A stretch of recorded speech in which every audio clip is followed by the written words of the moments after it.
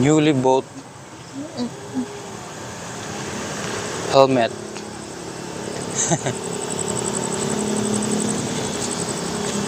Binili ko yan sa Lazada. Binili ko sa Shopee.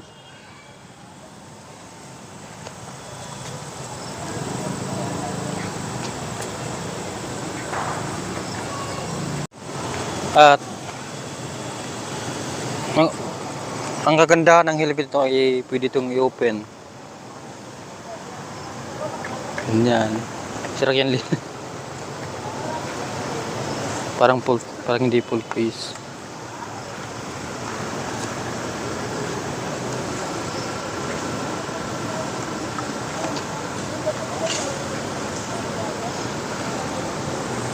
Hindi sana ako bibili sa Shopee. Kaso lang kasi kakabili ko nga lang ng motor, hindi 15. Cash. Tsaka magastos. Tsaka bumili pa ako dito ng mga accessories. Kagaya ng mga ganyan. Kung ano-ano pa, mga worth 10,000 din. Binili ko to kasi pautang lang naman to eh, zero interest. Hindi naman sana ako bibili. Tsaka naisip ko kasi na meron naman akong mga helmet doon pero wala siyang parang ganito, yung hindi full face.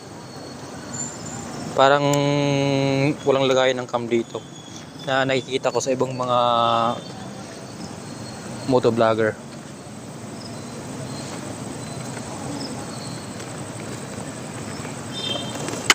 Subukan natin to.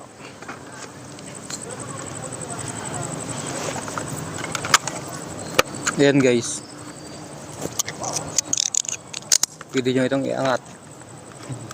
Ganyan. Pero din dito maraming maganda siya kasi maraming features.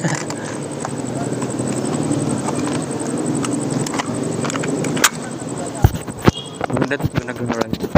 Subukan natin. Hindi naman sa magpapatumba ako. Subukan lang.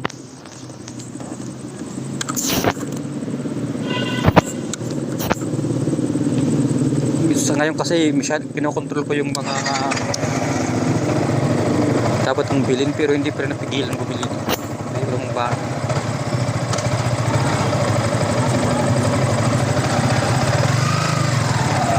Subukan natin.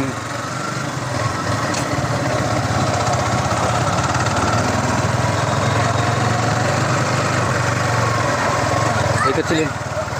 Ikot siyo.